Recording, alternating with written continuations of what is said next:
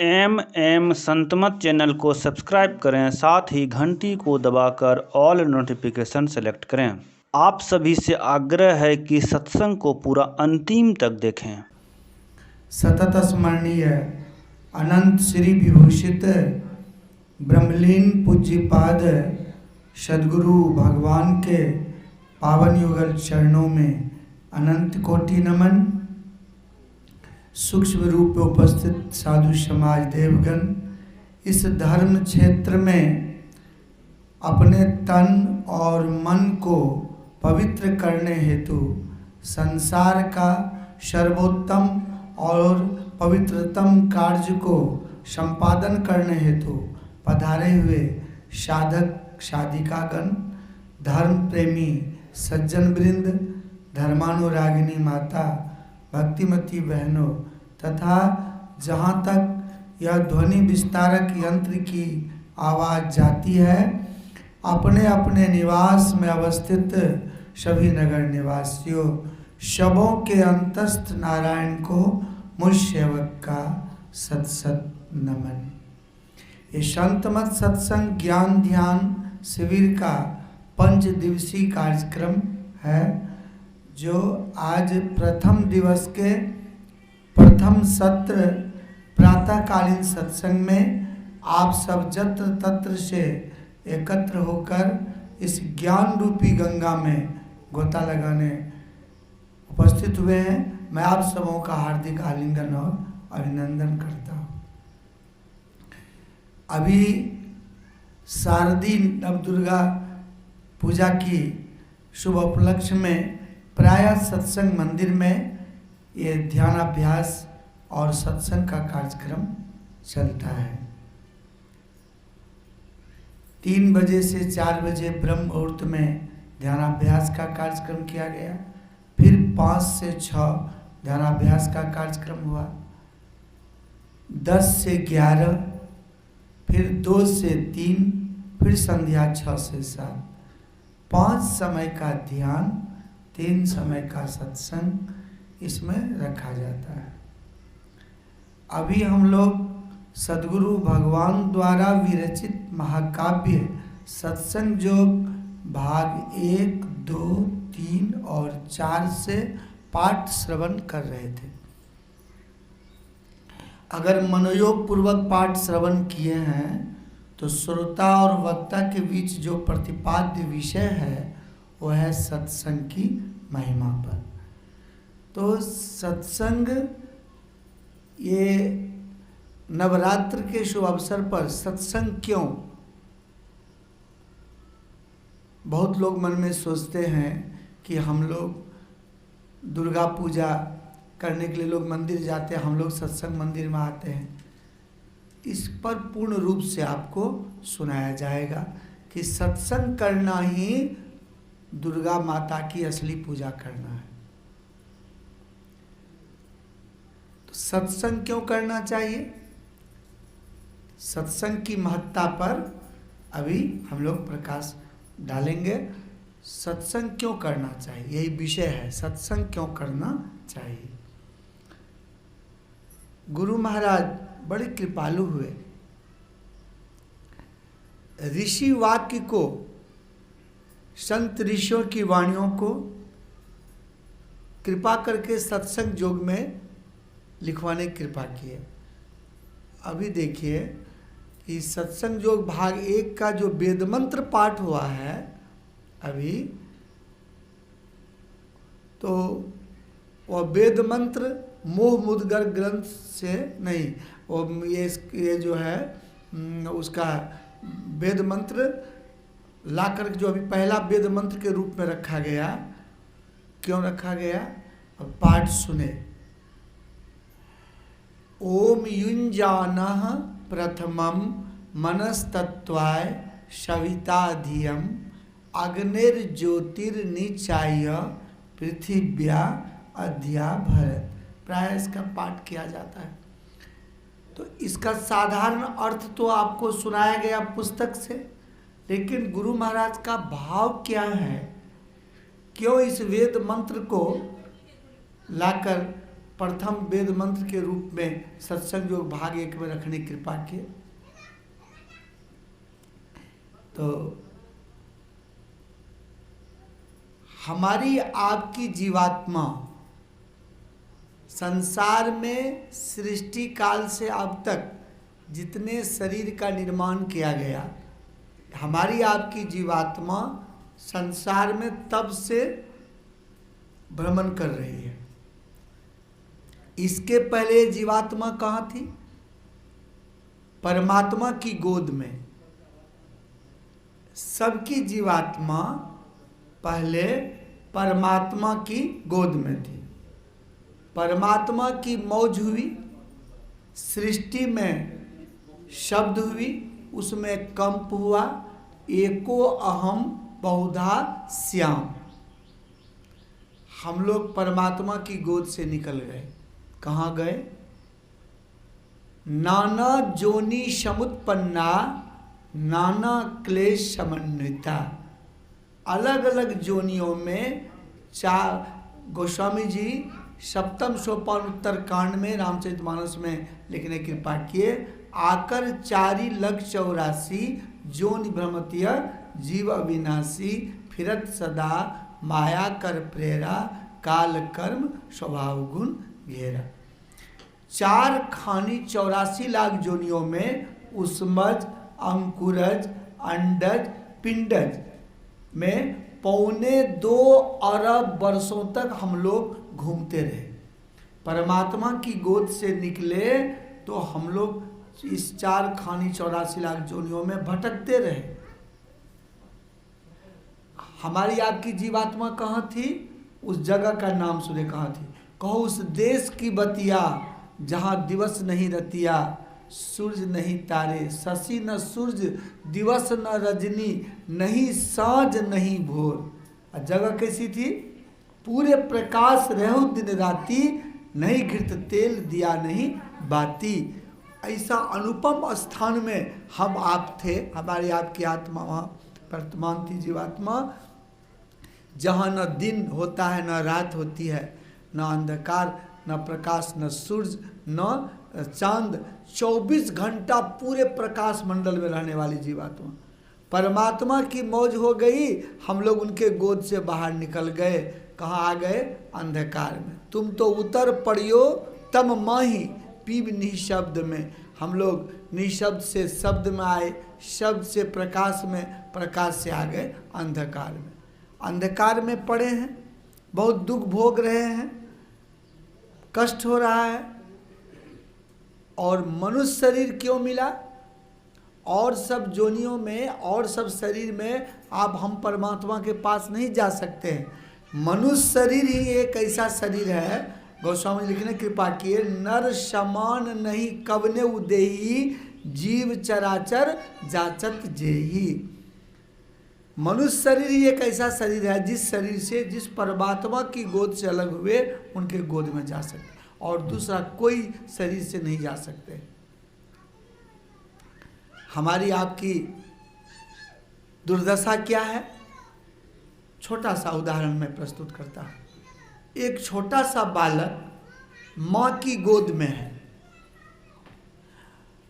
और माँ की गोद में है, वो सुरक्षित है। उस बालक को माँ की गोद से उठाकर सड़क पर NH-31 पर रख दीजिए, तब देखिए तो उनकी दुर्दशा। उधर से कोई जानवर आएगा, वो ठोकर मारेगा। कोई वाहन चलेगी, वो उसको ठोकर मारेगी। बिच्छू उधर से देखता हुआ चलेगा, वो डंक मारेगा। सांप जाएगा, वो डसेगा। बगल में पानी है, उसमें डूबेगा। बगल में आग जलती है, उसमें जलेगा। माँ की गोद से बालक निकल गया, सड़क पर चला गया, तो उसकी दुर्दशा ही दुर्दशा है। कब तक? जब तक वह सड़क पर रहेगा, तब तक उसकी दुर्दशा ही दुर्दशा है। फिर आपके जैसे कोई सुहृदय वाले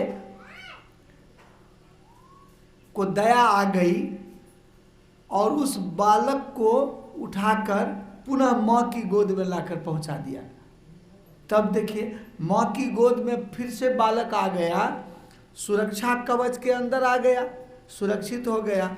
माँ न तो उसको आग में जलने देगी, न पानी में डूबने देगी, न वाहन को चापने देगी, न बिच्छू को डंक मारने देगी, न सांप को डसने देगी, नहीं देगी। माँ की गोद से बालक जब तक सड़क पर रहा तब तक दुर्दशा ही दुर्दशा उसकी होती रही। फिर जो ही माँ की गोद में आया, सुरक्षा कवच के अंदर आ गया, सुरक्षित हो गया। ठीक इसी तरह हमारी आपकी जीवात्मा जब तक परमात्मा की गोद में थी, ये पूर्ण रूप से सुरक्षित थी, सुख और आनंद में हम लोग जो है लीन थे। लेकिन परमात्मा की मौज हो गई, हम लोग उनकी गोद से निकल गए तो अलग अलग जोनी में जा कर के थपेड़ा खाए। अभी तक 2.25 अरब वर्षों से थपेड़ा खा रहे। अब की बार कब हुक करी करुणा नर देही, देत ईश बिनु हेतु सनही। अकारण दया करने वाले परमात्मा हमको आपको मनुष्य का शरीर दिया। क्यों दिया? जिस परमात्मा की गोद से निकले हैं, उनकी गोद में जाने के लिए यही एकमात्र शरीर है, मनुष्य शरीर है। वहां जाने का यही एकमात्र साधन है, ये शरीर है। अब इस शरीर को पाकर क्या करें? इन्हीं सब बातों को दृष्टिगोचर करते हुए सदगुरु भगवान बड़े कृपा करके वह वेद विहंगम योग से ला करके इस वेद मंत्र को प्रथम भाग के प्रथम वेद मंत्र लिखने की कृपा की। ओम युंजाना प्रथमम मनस्तत्वाय सविता धियम। तो ओम युंजाना प्रथमम मनस्तत्वाय सविता धियम। अब अर्थ वहाँ से पढ़िए। धियम, धी मने बुद्धि, ज्ञान। उस ज्ञान को प्राप्त करना चाहिए। मनुष्य शरीर पाकर किस ज्ञान को प्राप्त करना चाहिए? सविता, प्रसवकर्ता के ज्ञान को। तो परमात्मा को प्रसवकर्ता कहा गया। क्यों कहा गया? तो हम लोग अब समाज में देखिए कि बकरी बच्चा देती है, गाय बछड़ा देती है, भैंस बच्चा देती है, घोड़ी बच्चा देती है, जंगल में सिरडी बच्चा देती है, बाघिन बच्चा देती है, सियारिन बच्चा देती है। और हमारे समाज में मानव संप्रदाय में माँ बालक को जन्म देती है। तो उसको क्या कहा गया है? माँ बालक को जन्म देती है तो संस्कृत में तत्सम शब्द है, उसको कहते हैं प्रसव कर्त्री। प्रसव कर्त्री, प्रसव करने वाली। तो जो बच्चे को जन्म देती है उसको कहते हैं प्रसव कर्त्री। लेकिन देहात में हमारी माताएं उतनी पढ़ी लिखी नहीं थी पहले, अब शिक्षा का पूर्ण विकास हो रहा है। तो प्रसव कर्त्री संस्कृत की तत्सम शब्द है, तो लोग नहीं बोल सकते, तो लोग क्या बोलते हैं? तो अभी लोग बोल रहे हैं उसको, माता लोग बोलती थी परसौती।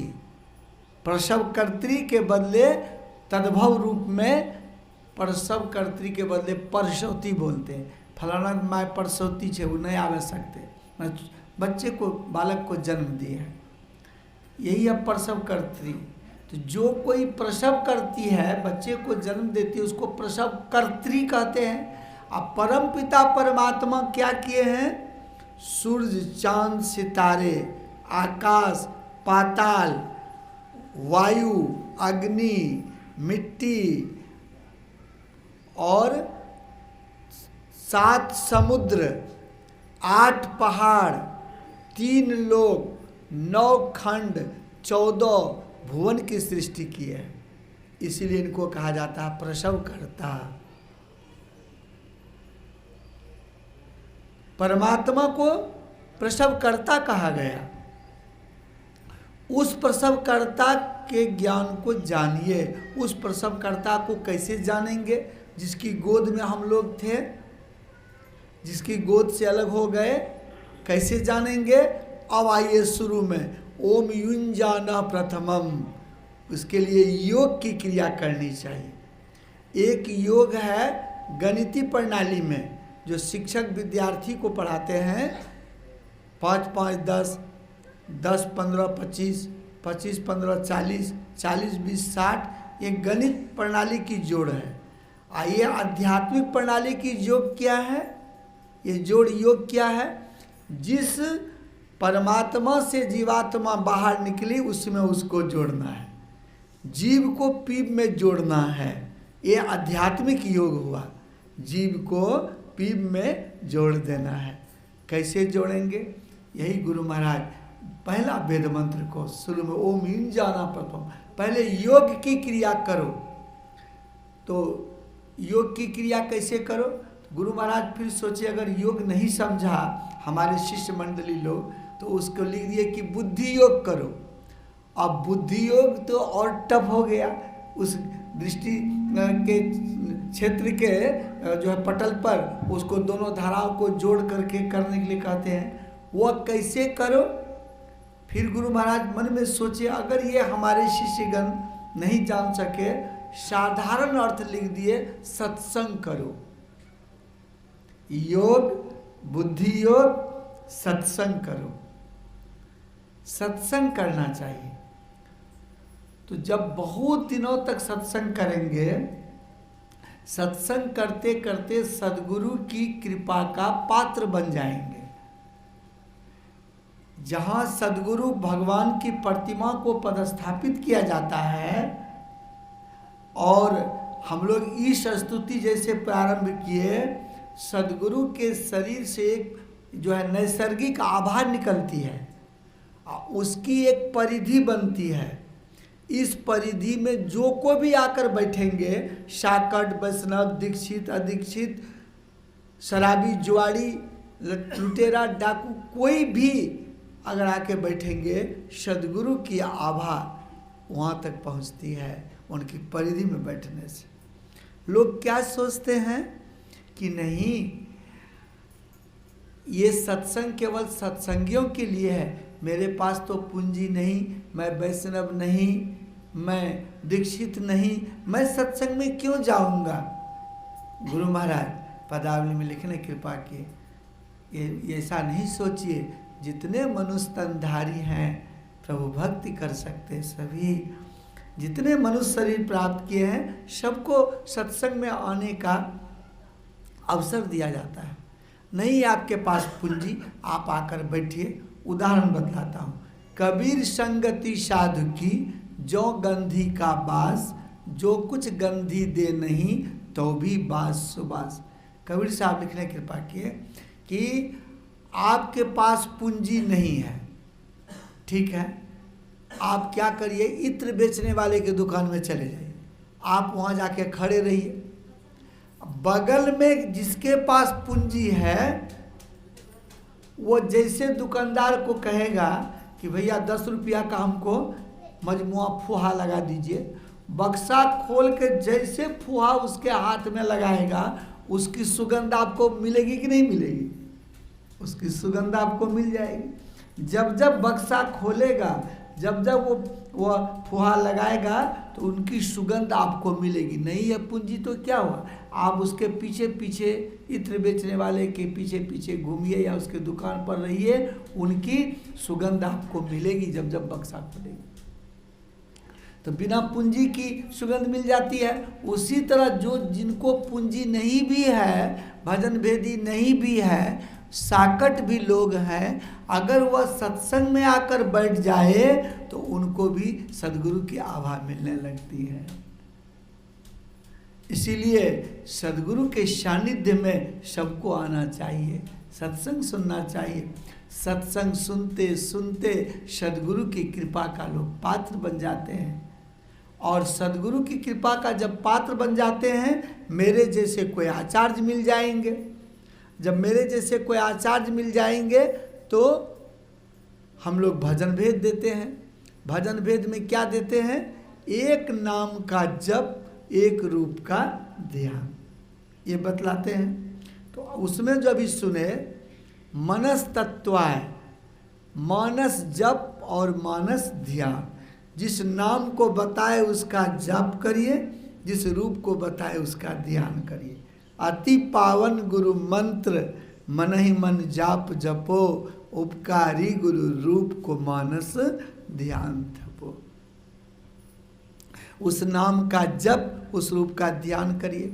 इतना ही नहीं, फिर आगे जब बढ़ेंगे तो अग्निर ज्योतिर्निचाय, दोनों किरण की धार को जोड़िए एक बिंदु पर। जहाँ दोनों की किरण की धार, इड़ा भगवती गंगा पिंगला जमुना नदी, इड़ा पिंगलयोर मध्य सुषुम्ना च सरस्वती। ये गंगा की धारा, जमुना की धारा, दोनों के बीच मध्य में सरस्वती की धारा। तीनों धाराएं जहाँ मिलती हैं वहाँ क्या होता है? तीनों धाराएं जहाँ मिलती हैं वहाँ पर तीर्थराज प्रयाग उत्पन्न हो जाता है। त्रिवेणी संगमो यत्र तीर्थ राजा स उच्यते, वहाँ तीर्थराज प्रयाग प्रकट हो जाता है। तत्र स्नानं प्रकुर्वीत सर्व पापै प्रमुच्यते। उस त्रिवेणी में अगर आप स्नान करने लगेंगे तो सारे पापों से मुक्ति मिल जाएगी। वही त्रिवेणी की धार में जाने का इशारा करते हैं। मनस तत्वाय सवितादियम अग्निर ज्योतिर, तो जब दृष्टियों की क्रिया करते हैं तो बिंदु में चले जाते हैं। अब बिंदु में प्रकाश है, अब प्रकाश मंडल में शब्द होती है। जब शब्द को सुनने की कला जान जाएंगे तो अभी जो हम लोग इस स्तुति में श्रवण कर रहे थे, सब क्षेत्र क्षरा परापरा से अंतिम में क्या सुने? सत शब्द धर कर चल मिलन, आवरण सारे पार में, सदगुरु करुण कर तर ठहर, धर्म में ही जावे पार में। तो सदगुरु की कृपा का पात्र बन जाइए, भजन भेद ले लीजिए, शब्द को पकड़िए, तो सत शब्द को धरते धरते पकड़ते पकड़ते सब आवरण पार करके जिस परमात्मा की गोद से निकले हैं, हमारी जीवात्मा आपकी निकली है, उस परमात्मा की गोद में चली जाएगी, शाश्वत सुख मिल जाएगा। इसीलिए सत्संग करने की आवश्यकता है। 2 पंक्ति श्लोक वेद मंत्र को वेद विहंगम योग से गुरु महाराज ला करके सत्संग योग प्रथम भाग के प्रथम वेद मंत्र में रखे। कारण यही है, इस गूढ़ विषय को हम सत्संगी गैर सत्संगी सबको जानना चाहिए, तब न ये समझ में आएगा कि सत्संग क्यों करना चाहिए। यही कारण है, परमात्मा की गोद में थे, शाश्वत सुख में थे, बालक के तरह। बालक माँ की गोद में था, सुरक्षित था, माँ की गोद से सड़क पर चला गया और सुरक्षित हो गया, दुर्दशा में चला गया। तब तक उसकी दुर्दशा होती रही जब तक वो सड़क पर था। फिर कोई लाके माँ की गोद में पहुँचा दिया, कोई सत्संग प्रेमी सुहृदय वाले, फिर बच्चा सुरक्षित हो गया। ठीक उसी तरह हम आप सबकी आत्मा परमात्मा के गोद में, और जब तक परमात्मा के गोद में थी तब तक सुरक्षित थी, परमात्मा की गोद से बाहर निकल गए, जब तक संसार में रहेंगे तब तक असुरक्षित रहेंगे, तब तक दुर्दशा होती रहेगी। तो इस दुर्दशा से बचने के लिए बालक को तो कोई सुहृदय वाले लाए, हम लोगों को परमात्मा के पास ले जाने के लिए सच्चे संत सद्गुरु हो हैं। सच्चे संत सद्गुरु का शरण ग्रहण कर लीजिए, तो इनकी कृपा से जिस परमात्मा की गोद से बाहर निकले उनकी गोद में पहुंच जाएंगे, शाश्वत सुख मिल जाएगा, आवागमन का चक्र छूट जाएगा, सुख और दुखों से, रोगों से, जो महारोग है, महाभय है, इससे छुटकारा मिल जाएगा। इसीलिए सत्संग करना चाहिए। तो सत्संग करने के लिए ये अभी पाठ आपको सुनाया गया। भाग 2 से सुने, ध्यान शिविर है, इसलिए इसमें ज्ञान की बात को आप लोगों को धैर्यपूर्वक सुन करके जीवन में उतारना है। संत सम्राट कबीर साहब की वाणी सुने, मैं तो आन पड़ी चोरन के नगर, सत्संग बिना जिय तर से। इस सत्संग में लाभ बहुत है, तुरंत मिलावे गुरु से, मूर्ख जन कोई सार न जाने, सत्संग में अमृत बरसे। परमात्मा की गोद से निकले तो हम लोग कहाँ आ गए? चोरन के नगर। हमारी सारी इंद्रियां चोर है। 14 इंद्रियां हैं, तो 5 जो ज्ञान इंद्रियां हैं, इसके बारे में पहले देखिए कि आँख क्या करती है? विषय को देखती, आँख रूप को देखती है, आँख का विषय है रूप। कान शब्द को सुनती है, नाक श्वास ग्रहण करती है, जिह्वा स्वाद ग्रहण करती है, त्वचा ठंडा गर्म का अनुभव करती है। सब विषय है। आँख से क्या देखना चाहिए?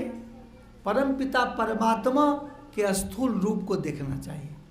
आँख से ईश्वर की महिमा, ईश्वर की लीला, ईश्वर द्वारा प्रदत्त जो वस्तु है उसको जो अच्छी वस्तु उसको देखना चाहिए। लेकिन आँख से हम लोग क्या देखते हैं? अश्लील चित्र को देखते हैं। सिनेमा, थिएटर, डांस और टीवी, ये सब में देखते हैं। तो आँख को जिस रूप को देखना चाहिए, आँख नहीं देख रही है, संसार के रूप को देख रही है। जिस रूप को देखने के लिए आँख परमात्मा प्रदान किए हैं, वह रूप निर्मल है, स्वच्छ है, साफ है। हमारी आपकी आँख जिस रूप को देखती है वो मल सहित है, दूषित है, वह गंदी है, कचरा से परिपूर्ण है। निर्मल परमात्मा को देखने के लिए निर्मल दृष्टि चाहिए। ये कचरा वाली दृष्टि से नहीं देख सकते। कान से परमात्मा की आवाज़ सुननी चाहिए। 600 सहस्त्र 2100 जाप, अनहद उपजे आपे आप। अंदर में जो है 21,600 बार 24 घंटा ध्वन्यात्मक गायत्री मंत्र का जप होता है। हम लोग को उसको सुनना है। आहत और अनाहत 2 शब्द होती है। आहत शब्द है ऐसे बजाए, ये आहत हुआ। एक बिना बजाए तो वो अंदर में होती है। अनाहत शब्द तो वो सुनना है। उसमें शंख की ध्वनि, मुरली की आवाज़, झिंगुर की झंझनाहट, बहुत कुछ मृदंग सुनने को मिलती है। वो नहीं सुन करके हम लोग संसार की फिल्मी गाना को सुनते हैं, संसार के कव्वाली सब को सुनते हैं। मतलब जो शब्द पकड़ करके निर्मल परमात्मा के पास जाएंगे, उस शब्द को नहीं सुनते, संसार की दूषित शब्द को सुनते हैं। क्या होगा? वह निर्मल भगवान की प्राप्ति नहीं होगी। वो काम नहीं करती है। इसलिए कान भी चोर है। मालिक की आज्ञा का पालन नहीं करना चोरी कहलाता है। बिना पूछे कोई काम कर लेना। जैसे आप घर में सोए हैं, अंदर से किवाड़ी बंद है, मुझे आपके घर से कोई सामान लेनी है तो मैं आपसे निवेदन करूंगा, आप खोल के दे देंगे। आप आराम से सोए हैं या ताला लगी हुई है घर में, आप कहीं चले गए, अब मैं जा कर के किवाड़ी तोड़कर, ताला तोड़कर, सेंध मारकर सामान निकाल लिया, बिना आपकी आज्ञा का उल्लंघन किया। आज्ञा का उल्लंघन करना चोरी कहलाता है। तो ये इंद्रियां परमात्मा की आज्ञा का उल्लंघन करती है, इसीलिए ये सब इंद्रियां चोर है। कितना गुण विषय है संत मत का, इसलिए ये सब इंद्रियां चोर है।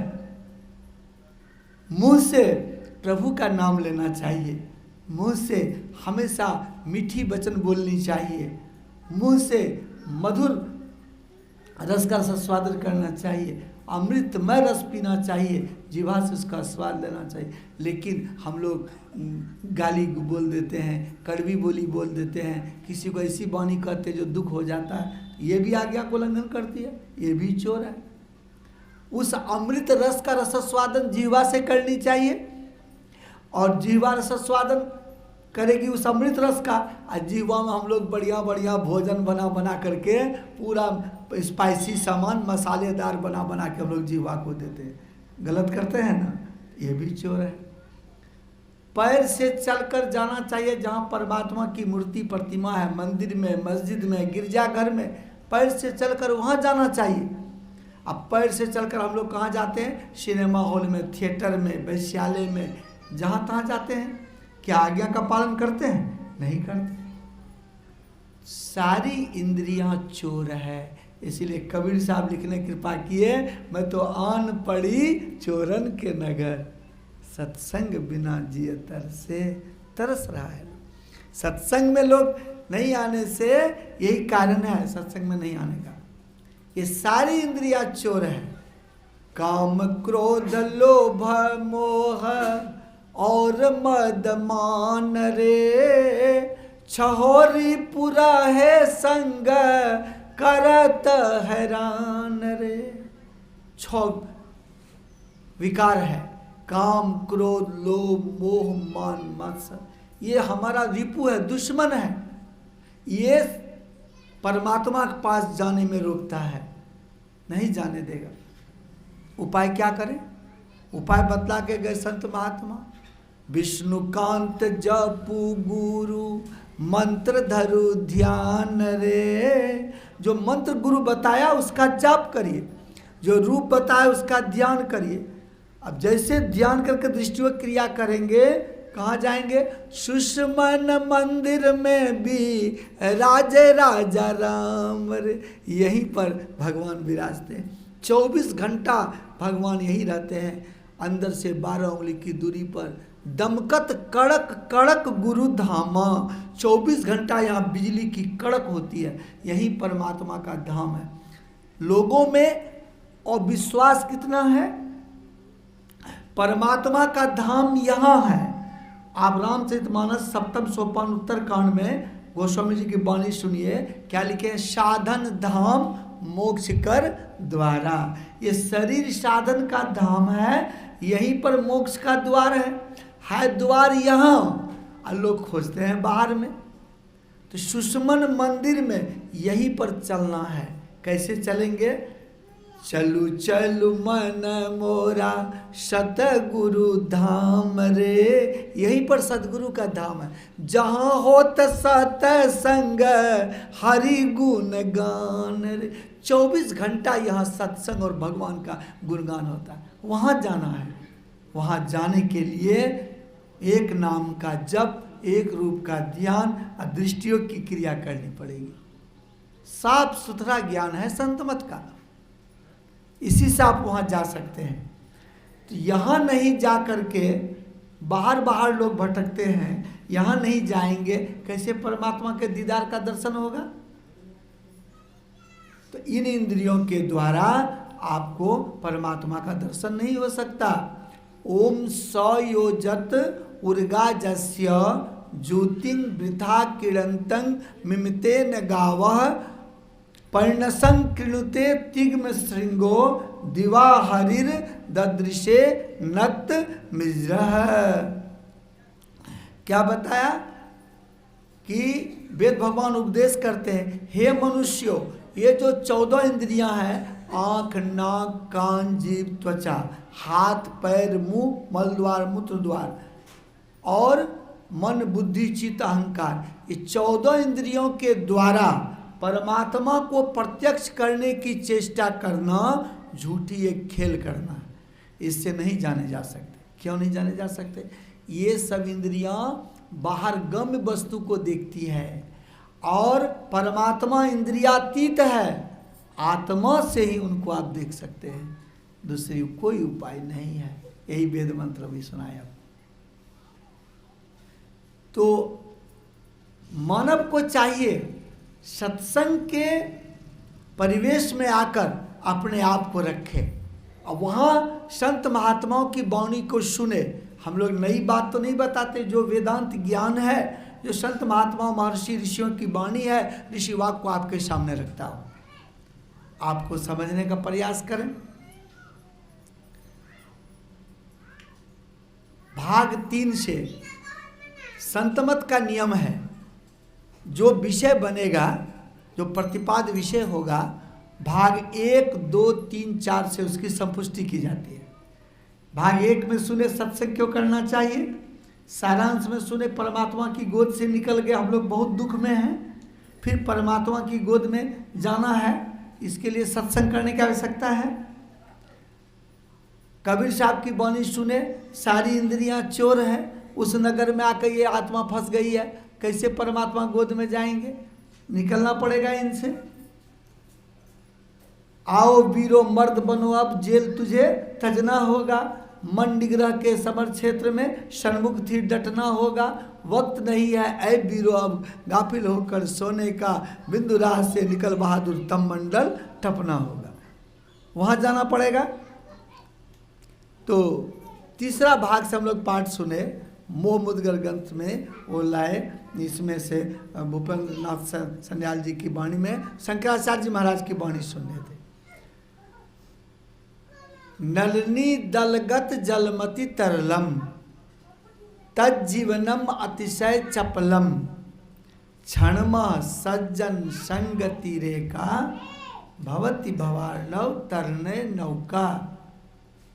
पद्म पत्र पर पड़े हुए अति चंचल नीर समान, अतिशय चपल और क्षण भंगुर इस जीवन को जान, यहाँ एक बस क्षण भर का सत्संगति ही का भाव, भव सागर से तरने में बन जाता दृढ़तर नाव।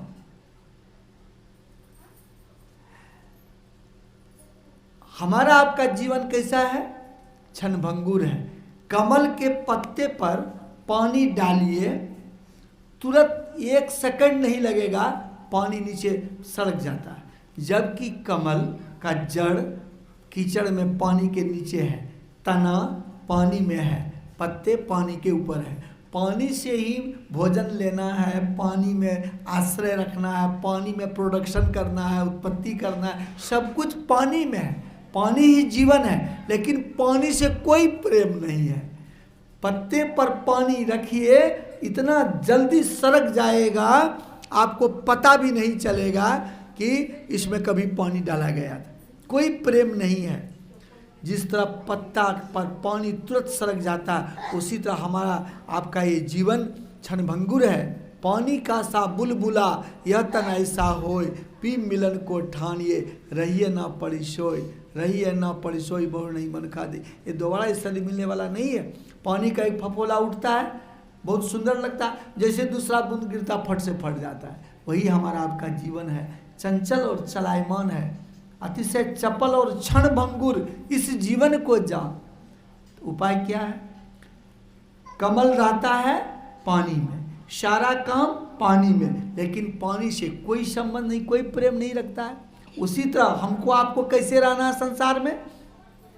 गुजरता हूँ बाजार से, खरीदार नहीं हूँ, रहता हूँ संसार में, तलबदार नहीं। बाजार से पास कर गए लोग, कहाँ क्या सामान बिक रही है उसको लेना है नहीं, तलबदारी नहीं है, उसको पता नहीं कहाँ क्या बिक रही है। संसार में रहते हुए संसार से मतलब नहीं रखना, अनासक्त रहो जग में भाई, दमन करो इंद्रिय दुखदाई। अनासक्त भाव से संसार में रहना, यही पाठ आप सुने। भाग चौथा से सुने, नित प्रति सत्संग कर ले प्यारा, तेरा कार्य सरे सारा। गुरु महाराज कितने कृपालु हुए, क्या लिखे देखिए, भाव देखिए गुरु महाराज का। हम लोगों को क्या बोले? नित प्रति सत्संग कर ले प्यारा। ए मेरा प्यारा लाल, मेरा जिगर का टुकड़ा, मेरा आत्मज, मेरा बेटा, मेरा प्यारा पुत्र, तुम रोज सत्संग करो, मैं क्या करूँगा? तेरा कार्य सरे सारा, सारा काम मैं तेरा कर दूँ, सारा काम कर दूंगा। तुम रोज मेरा सत्संग भजन करो, मैं तेरा सारा काम कर दूंगा। ये पाठ को आपने सुना, सदगुरु भगवान के अमृतमय वाणी को सुने, सारा काम मैं आपका कर दूंगा। कैसे गुरु महाराज सारा काम करते हैं? सत्संग करने से। एक छोटा सा भागवत का प्रसंग सुना देते हैं, फिर वाणी विराम दे देंगे, क्योंकि ध्यान शिविर है, समय का यहाँ थोड़ा तगाजा है। समय पर ध्यान, समय पर भगवान की आराधना, विनती, समय पर प्रवचन, समय पर भोजन, सब समय पर है। थोड़ा सा एक तो हम आपको भागवत का प्रसंग सुनाते हैं। एक परिवार में सदस्यों की संख्या 8-10 थी और परिवार के जो मुखिया थे, मालिक, बहुत गरीब थे, मजदूरी करके भोजन करते थे। उसकी एक बच्ची थी, बालिका लड़की थी, वो 10-12 साल उम्र होते होते भजन भेद ले ली। अगले जन्म का संस्कार कहिए, अगले जन्म के संस्कार से उनके मन में भजन के प्रति श्रद्धा उत्पन्न हो गई, भजन करने लगी, धीरे धीरे मन लग गया। तो शादी विवाह नहीं करना चाहती थी, लेकिन अबला थी, बालिका थी, पिताजी चाहते थे। ये बोली कोई सत्संगी परिवार में मेरा विवाह करा दीजिएगा। पिताजी बहुत खोजा, लेकिन सत्संगी परिवार तो मिला, लेकिन सब दहेज प्रथा मांगते के कारण विवाह नहीं हो सका। इसका विवाह उस परिवार में कराया जो एक वैष्णव परिवार था। एक तो झोपड़ी थी, एक झोपड़ी, और उसमें न चौकी न बिछावन की व्यवस्था, नीचे सोना पड़ता था। आंगन में गड्ढा गुड्ढी, ट्यूबवेल के पास दलदल कीचड़, दरवाजे पर भर घुटना जंगल। मतलब गया गुजरा परिवार था, लेकिन वैष्णव परिवार था, गरीब था।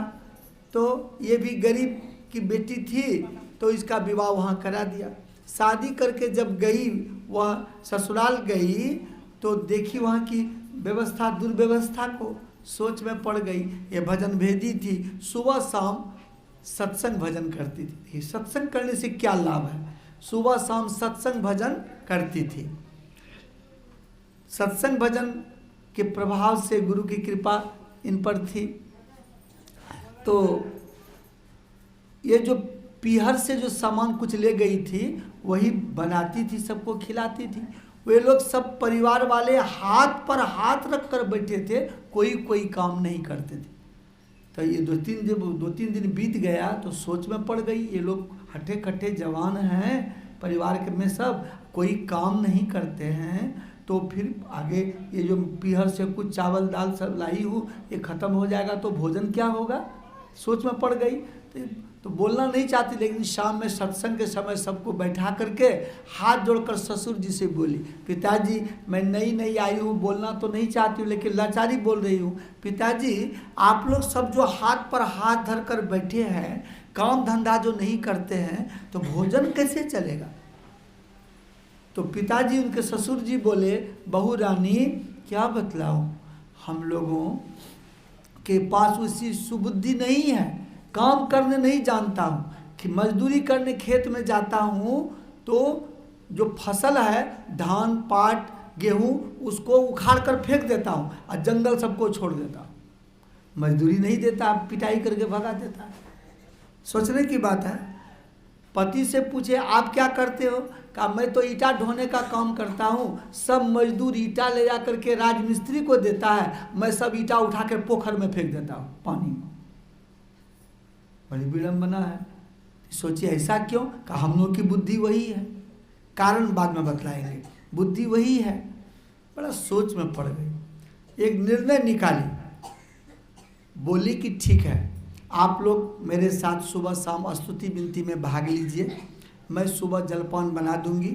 आप लोग सब कोई, जैसे कोई चांदनी चौक कोई बाजार में है वहाँ, उस पर आप चले जाएं, दिन भर वहीं रहें, और काम मिले नहीं मिले, जिनको काम मिलेगा जो मजदूर को, उनके साथ जाकर आप केवल देखेंगे कि उन लोग जंगल किसको कहता है और पौधा किसको कहता है, वो आप लोग देखेंगे और थोड़ा थोड़ा सीखेंगे। अब पति को बोली कि आपको ईंटा नहीं उठाना, आप खाली जाने आने के लिए केवल सीखेंगे, कहाँ से कहाँ तक ले जाता है, कहाँ से कहाँ तक लाता है। और जब घर लौटेंगे, कुछ मिले तो सही, जो कुछ रास्ते में मिल जाए, खाली हाथ कोई नहीं आएंगे, वो लेकर आएंगे। यही बता दिया। बड़ा युक्ति संगत बात है। रास्ते में कोई सोना चांदी रुपया पैसा ये तो नहीं ना फेंकता है। रास्ते में क्या मिलेगा? खड़ पतवार, ईंटा माटी गिट्टी बालू, यही सब मिलेगा। ये लोग रोज जाने लगा, काम देखने लगा, और जब लौटने लगा तो किसी को ढेला मिला, किसी को ईंटा की टुकड़ी, किसी को बालू, किसी को कंकड़, किसी को पत्थर, किसी को पुआल, ये सब मिला। ला ला करके सब अलग अलग सब वस्तु को अलग अलग जमा करने लगा।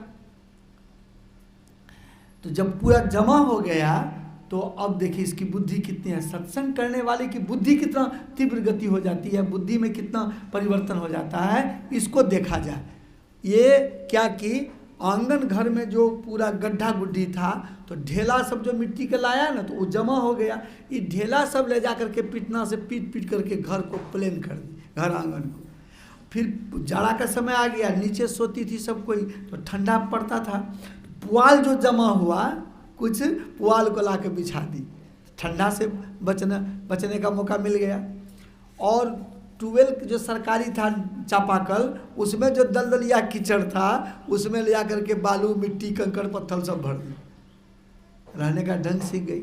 तब तक उन लोगों को कुछ कुछ देखते देखते काम करने का, गुरु की कृपा हो गई। सत्संग करने का लाभ देखिए, गुरु की कृपा से सत्संग में जो उन लोग बैठता था सुबह शाम, उसकी कृपा से बुद्धि बदलने लगी, काम करना सीख लिया, कुछ कुछ मजदूरी मिलने लगी। धीरे धीरे धीरे धीरे लोग काम करने सीख गया। इसका पति भी आते जाते प्रैक्टिस हो गया, कहाँ से आना है कहाँ तक जाना है। तो ईटा लेकर के जहाँ उन लोग गिराता था वही गिराने लगा। पहले तो रास्ते में पोखर में पानी में फेंक देता था। तो बुद्धि बदलने लगी, कुछ मजदूरी मिलने लगा, इनका काम चलने लगा। एक दिन ऐसा हुआ, इनके परिवार वाले सबको मजदूरी मिल गई, सब काम में चले गए। ये सुबह से शाम तक वहीं पर रह गया, इनको काम नहीं मिला। जब संध्या हो गया, वो लोग मजदूरी करके वे लोग जो है चले आए वापस अपना मजदूरी पैसा लेकर के। आई शाम हो गया, जब देखा कि अब मजदूरी नहीं मिलेगी तो अब दिन डूबने के बाद चला आने लगा। जब तो रास्ते में याद आया कि हमारी पत्नी तो बोली है कि कोई काम मिले नहीं मिले, लेकिन रास्ते में जो कुछ मिले उसको ले आना है। अब वहाँ कुछ नहीं रास्ते में, तो एक मोटा, वो उसको कौन सांप कहते हैं, मोटा जो होता है पीला नहीं, हाँ बोरा सांप होता है ना जो मोटा होता है, हाँ उसको वो उसका छाल का इसका खजरी का ये सब बनता है, हाँ पीला होता है मोटा सा। तो वो सांप वहाँ पर मरा पड़ा था। सोचा कि जब कुछ नहीं मिला, जो मिला यही ले जाएंगे, लाठी से समेट के कंधे पर रख लिया, लेके चले आया। तब तक यहाँ रात हो गई आते आते। तो अब बाहर से ही कहता अपनी पत्नी को, देखो जी आज मैं ऐसी वस्तु लाया हूँ जो अंदर ले जाने योग्य नहीं है। तो पत्नी क्या जानने गई, बोली तो बाहर अभी रख दीजिए। ये जो टंगनी था ना बाहर में इसमें कपड़ा सुखाने वाला, उसी पर लटका दिया, लाठी रख के हाथ पर धो लिया, अपना जाकर सत्संग भोजन किया, सब अपना जो सहन करने चले गए। इनकी पत्नी जो सत्संगी बच्ची थी बहुत समझदार, भोजन बना के सबको खिला देती थी, सासू माँ की सेवा करती थी, ससुर जी की सेवा, तब पति की सेवा करके सोती थी। अब चलिए वो लोग गई सोने के लिए। प्रातः काल वो लोग उठ करके 3 से 4 ध्यान किए, फिर स्नान किए। सब वो क्या की, पहले बोली स्तुति विनती कर लीजिए, सब स्तुति विनती करने लगे। अब इधर देखिए, उसी जहाँ पर कि उनका ससुराल था वो बच्ची का, उसी में चांदनी चौक के बगल में एक जमींदार साहब का घर था। और जमींदार साहब थे पैसे वाले, तो 1200 बीघे जमीन थी। उसको एक ही पुत्री थी, एकलौती पुत्री, एक लड़की थी मात्र। वह लड़की को बहुत मानते थे, तो एक सोने का गले में कीमती हार बना के दिया था। और चारों तरफ से बाउंड्री घेरी हुई थी, वहीं एक जलाशय का व्यवस्था कर दिया था सरोवर का, और रोज उसी में वो स्नान करती थी। और चारों तरफ से पैक रहता था, ताला लगी रहती थी, कोई नहीं जा सकता था, ऊंची दीवार दी हुई थी। तो ये जो स्नान करने जाती थी तो हार वजन था, सोचती थी मन में, 13 वर्ष की बच्ची थी कि मैं स्नान करूंगी नहीं, कहीं हार गले से निकल के पानी में चला जाएगा। तो किनारे पर ये खोल के रख देती थी, रोज स्नान करके फिर हार पहन लेती थी। आज जो यह किनारे पर खोल करके स्नान करने गई, चबूतरा पर रख करके, एक बाज चील मर रहा था ऊपर, उसकी दृष्टि पड़ गई। तब तक सूर्य का उदय हो गया, रोशनी जो पड़ी तो चमकने लगा। चील मन में, बाज मन में सोचा ये हमारी खाने की वस्तु है। ये गया टांगुड़ से पकड़ करके लेके उड़ गया, बाज लेके उड़ गया। अब वो स्नान करके आई, वो देख भी नहीं पाई, उधर गई स्नान करने, बाज को 1 सेकंड लगा लेके उड़ गया, वो भाग गया लेकर के। अब ये पूरा खोज रही है, मिल नहीं रहा है, बाद में माता पिता से बोली, पूरा खोजवाई, मिला नहीं। कहा चोरी तो नहीं हो सकती है, ऊंची बाउंड्री यहाँ कोई आ नहीं सकता, ताला लगी हुई, सुबह सुबह कोई ले जाएगा। पर अब खोज बिन जारी है, उसको खोजने दीजिए। इधर चलिए, ये बात जो वो लेके उड़ा हार को, तो एक पेड़ के पर उतरा और वहाँ पर जो है ना चोट से टांगुर में जो हार थी उसको ऐसे ऐसे ठोकर मारने लगा खाने के लिए। वो तो सोना हीरा जवाहरात मणि माणिक की बनी हुई थी, तो टाइट था, कड़ा, कट कट कट कट उठने लगा। तो ये मन में सोचा ये खाने की वस्तु नहीं है। तब तक इधर उधर देखा तो आगे न वो ढट्ठा पर वो सांप लपेटा हुआ इसको दिखाई पड़ा। तो सांप जो लपेटा दिखाई पड़ा तो ये सोचा ये खाने की वस्तु है, चीलबाज की तो वही वस्तु है। ये हार लेके उड़ गया, टंगनी पर लटका दिया और सांप लेकर के वहाँ से चला गया, उसको भोजन मिल गया। हार तो सरकने वाला है, उसमें फिसलन है, तो टंगनी पर से वो बांस पर से सड़क के नीचे गिर गया और वहाँ पर जो है जंगल था, उसके अंदर में हार छिप गई, गिर गई हार। अब देखिए, तो जब सुबह इनका स्तुति विनती सब हो गया, जलपान करा दी और उसका आप सब काम पर जाएंगे, तो ये बोली जो सत्संगी बहू रानी थी, बोली पतिदेव रात में तो आप बोले कि ऐसी वस्तु लाया हूँ जो रात में घर ले जाने लायक नहीं है, अब तो सुबह हो गया, आप वस्तु ले आइए। ये आया बाहर में देखता है तो टंगनी पर ये नहीं है। तो ये बुलाया कि सुनो इधर, हम रात में ना मरा हुआ सांप हम जो है लाए थे, गोही सांप मोटा, उसको लाए थे और वही सांप हम रखे थे यहाँ। कहा वो तो बड़ा काम का चीज़ है, उसका छाल से हम जो खजरी बजाते हैं उसको छाड़ देंगे, उसको अपना तंबूरा बना लेंगे, उसका खोजिए कहाँ में यदि रखे हैं, उसके सामने में गिर गया होगा। खोजने लगा वो जंगल में, सांप तो नहीं मिला लेकिन हार मिल गई, हार मिल गई। हार बुद्धि का बहुत सीधा साधा था, इन लोग को ज्ञान नहीं था, पत्नी को दे दिया, पत्नी उसको रख ली। इन लोग जो चांदनी चौक पर काम करने जाता था, जिस बच्ची का हार खोया था उसका पिताजी दूसरा तीसरा हार बना के उसको देने लगा, लेकिन वो बच्ची बोली कि या तो वही हार दीजिए नहीं तो मैं भोजन पानी त्याग दूंगी और मर जाऊंगी। अब इकलौती पुत्री, 1200 बीघा जमीन, जमींदार है, इतना मानते थे, क्या करेंगे। अनाउंस करवा दिए, चारों तरफ प्रचार करवा दिए कि जो कोई इस हार को, चोरी तो नहीं हुई है, कोई किसी तरह अगर किसी को मिला है, पाया है, ये हार हमारे हवाले कर दीजिए, मैं उनको हार हवाले कर दीजिए, मैं उनको मुंह मांगा इनाम दूंगा, हमको कोई चीज़ की कमी नहीं है, मुंह मांगा इनाम दे दूंगा। यही बात वो अनाउंस किया। तो ससुर जी इनके सुने, आकर बहू रानी से बोले, तो बहू रानी बोल दी, देखिए सत्संग भजन भेदी थी, संतोष कितना था, बोल दी कि हाँ पिताजी वो हार मेरे पास है, ठाकुर साहब को बोल दीजिए कि ये हार हमारी बहू रानी के पास है। ये जिसके ससुर जी जाकर जो ठाकुर साहब को बोले, बड़े प्रसन्न हुए, बोले आहा आपकी बहू रानी मेरी बच्ची की जान बचा ली। रथ सजा दिया, कहा आप जाइए और उस हार को लेकर के आप आइए, बैठिए।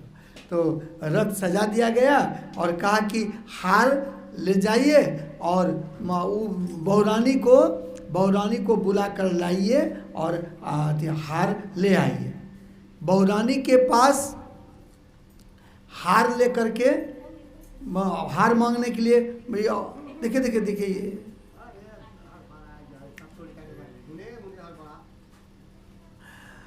बहू रानी को जैसे जा कर के उनके ससुर जी बोलते हैं, बहू रानी तेरे लिए रथ सजा करके भेजे हैं और तुम चलो, हार लेकर के वहाँ चलो और वहाँ हार दे देना। अभी जहाँ आप लोग हैं वहीं से बैठ के प्रणाम करिए, जहाँ जगह मिले प्रवचन काले में। तो हार लेकर चलो। बहू रानी बोली कि देखिए पिताजी, मैं गरीब घर की बहू हूँ, मेरे पास ना सुंदर कपड़े हैं, अब भोजन के अभाव में शरीर में झुर्रियाँ पड़ गई हैं, तो भोजन के अभाव में मैं महारानी, मैं राजमहल में जाने योग्य नहीं हूँ, ये हार ले लीजिए और ले जा कर के उनको दे दीजिए। हार ले लीजिए, हार उनको समर्पित कर दीजिए। हार लेके गया, कहा हमारी बहू रानी ऐसी ऐसी बोली, ठाकुर साहब के आंख में आंसू आ गया। कहा कैसी बहू रानी है, इतना कीमती हार उसके पास है, इतनी गरीबी है, कुछ नहीं मांगी।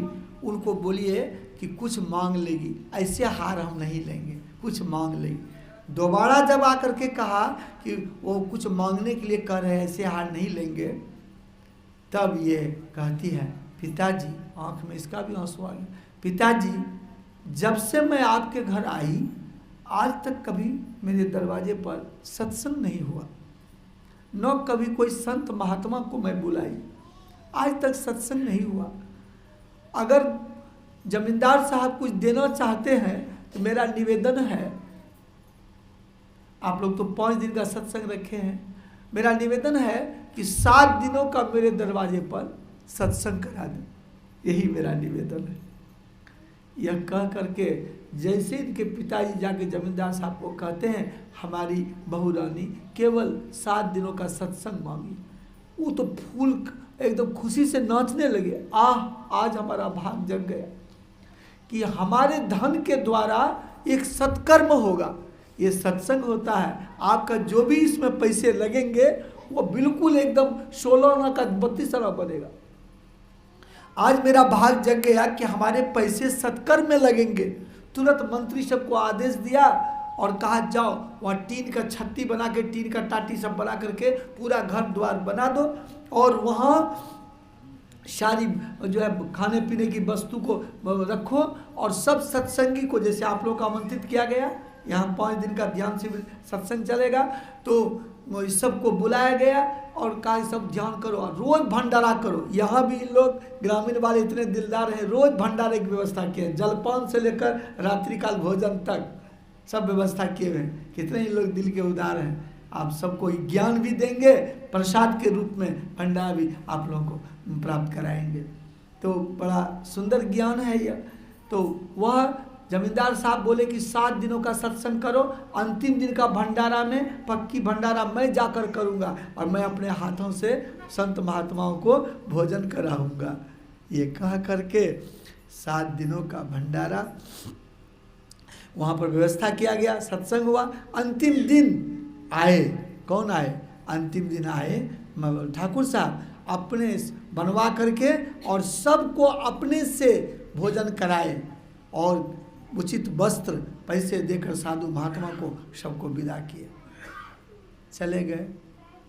2 दिन बाद ये जो बहू रानी थी बाहर गई, देखती है कि सत्संग में इतना भंडारा हुआ, आधा से अधिक सामान बचा हुआ है। तो ये ससुर जी से बोली, देखिए कितना संतोष था। 8 जथा लाभ संतोषा, सपनों नहीं देखा ही परदोषा। कहा कि इनको सामान सब उनको वापस कर दीजिए, बोलिए अपना गाड़ी पर ले जाएंगे। ठाकुर साहब को जैसे बोला, ठाकुर साहब रोने लगे, बोले आपकी बहू रानी इतनी गरीबी से परेशान है लेकिन बहुत संतोष है। आपकी बहू रानी लक्ष्मी स्वरूपा है, लक्ष्मी माता है, चलिए मुझे ले चलिए, उसको दर्शन कराइए। ठाकुर साहब आए, आकर के इनकी बहू रानी के पास देखिए, सत्संग करने वाले के आगे ठाकुर भी नतमस्तक हो गया, हाथ जोड़कर झुक गया। कहा बहू रानी तू तो मेरी पुत्री के समान हो, लेकिन तुम्हारा विचार से मेरा जो आत्मा को बहुत घायल कर दिया है। महारानी तुम एक गरीब घर में रहते हो लेकिन तुम्हारा उच्च विचार है, महारानी की तरह तुम हो। तुम ये बात बेटी मत कहना कि सामान वापस ले जाइए, मैं तो सत्संग करने दिया, जो बच गया सामग्री वो तेरा है। तुम रोज भंडारा सत्संग करो, जितना हमको लगेगा और हम मुहैया करेंगे, लेकिन ले जाने के लिए मत कहना। यह कह करके वो चले गए ठाकुर साहब। सत्संग भंडारा होने लगा। अब इसका रिजल्ट सुनिए अंतिम में। 5 दिन जो आप सत्संग करा रहे हैं, क्यों करा रहे हैं, इसी तथ्य को हमको समझाना है। 7 दिन जो सत्संग हुआ, जब उसके रात में वह जब निकली बाथरूम के ओर 5 मिनट, तो घर में किवाड़ी थी नहीं, वो टाटी लगी हुई थी, फड़की उसको हटा करके बाहर निकली। जब उधर से आती तो क्या देखती है, एक काली कलुटी महिला है, फटे चिटे कपड़ा मैला पहनी हुई है और दांत लंबी लंबी है, हाथ में एक बड़ा कटोरा है और रो रही है। ये पूछ दी, माते आप कौन हो जो हमारा बीच देहर पर खड़ा होकर के आप रो रही हो? कहा बेटी मैं दरिद्री हूँ, बहुत दिनों से इस घर में मैं थी, मैं सबकी बुद्धि मार दी थी, किसी की बुद्धि सही नहीं थी, किसी को पहले बताए थे, किसी को अन्न तक नहीं मिलता था। लेकिन बेटी तुम जो आई यहाँ जब से, तुम क्या शुरू किए हो, ये 7 दिन तुम क्या कराई बेटी। ये देखो मेरा पीठ, एक बूढ़ा बाबा टेढ़ा लाठी लेकर आते हैं, एकदम बूढ़े हैं, लंबी लंबी दाढ़ी है, ऐसे गैरिक वस्त्र पहने हुए हैं। वो रोज रात में आते हैं, हमको 10-20 लाठी देते, कहते जल्दी भागो यहाँ से, जल्दी भागो। आज इतना पिटाई किए हैं, मैं बहुत दिनों से इस घर में रह गई हूँ, तो भागने का इच्छा, जाने की इच्छा नहीं करता, लेकिन बोले आया कि आज अगर तुम नहीं जाएगी तो आज तुम्हारी प्राणांत हो जाएगा। इसीलिए बेटी मैं इस घर से जा रही हूँ। बहुत दिन से जो किसी घर में रहता है उसको बहुत मन लग जाता है, अब मैं इस घर को छोड़कर जा रही हूँ, इसीलिए रो रही हूँ। कहा नहीं माता, तुमको जाने नहीं देंगे। कहा बेटी हम नहीं रह सकेंगे, अब वो तेरा कौन है, वो लाठी लेकर बहुत मार। कहते कैसे गुरु महाराज है। 7 दिन सत्संग हुआ, गुरु महाराज स्वयं वहाँ पर खड़े होकर दरिद्री को, लक्ष्मी है संतन की दासी, रज चाहत कैलाश के वासी, दरिद्री को भगा दे। कहा माता जाने दूंगी उसी शर्त पर तुम ही लिख दो कि मैं इस घर से सदा सदा के लिए जा रही हूँ, कभी वापस नहीं आऊँगी। कहाँ मैं लिख दूंगी, वो लिख दी कि मैं इस घर से सदा सदा के लिए जा रही हूँ। दरिद्री सदा सदा के लिए चली गई।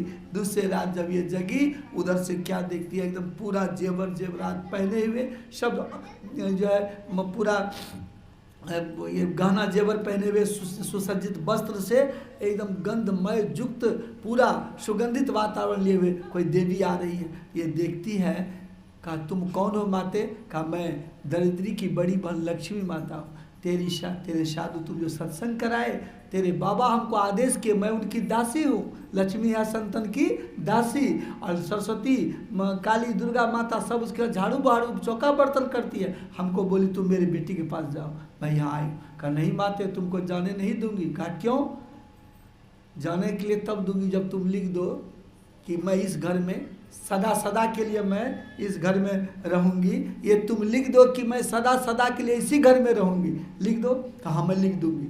लिख दी तो लक्ष्मी सदा सदा के लिए इस घर में आ गई, दरिद्री सदा सदा के लिए चली गई। तो विचार करिए सत्संग भजन करने से क्या लाभ होता है। तो आज यही प्रतिपाद विषय हुआ सत्संग की महिमा पर। सत्संग क्यों करना चाहिए, कैसे कैसे शुरू से सुनाए कि जीभ पीप से कैसे अलग हो गया, कैसे उसमें जाएगा, तरीका बताए, और सत्संग करने से क्या लाभ है। अभी यही वाणी विराम देता हूँ। अब आरती होगी, फिर 10 से 11 अभी जलपान होगा, फिर 10 से 11 ध्यान है, ध्यान के बाद फिर भंडारे की व्यवस्था है, फिर आराम है, फिर 2 से 3 ध्यान है, फिर 3 बजे सत्संग है। इस तरह से कार्यक्रम है। आप सब अधिक से अधिक संख्या में आइए, सुनिए, समझिए, जीवन में उतारिए, बहुत लाभ होगा। श्री सद्गुरु महाराज की